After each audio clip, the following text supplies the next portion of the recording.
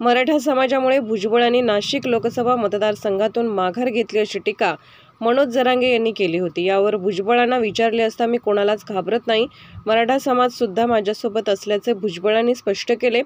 नाशिक लोकसभेच्या जागेला आधीच उशीरच झाला, त्यामुळे मी माघार घेतली असे सांगत मी घाबरणारा नाही आणि घाबरून माघार घेतली नसल्याचे भुजबळांनी स्पष्ट केले। भुजबळ एकटाच आहे का?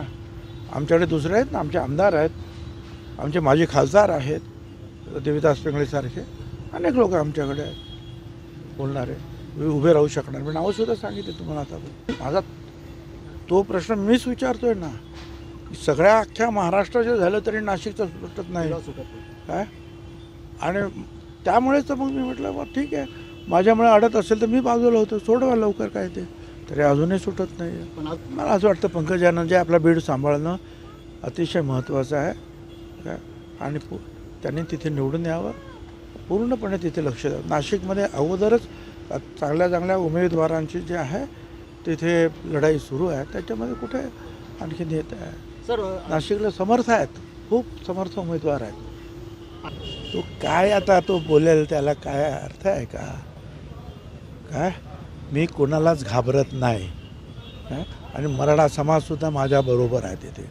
फक्त असं आहे की अगोदर पहिल्या दिवशीच माझं ठरल्यानंतर 1 महिना जो आहे ते वाटाघाटीमध्ये जे गुऱ्हाळ चाललं ते मला काही पसंत नव्हतं। मी काय घाबरून माघार घेतलं?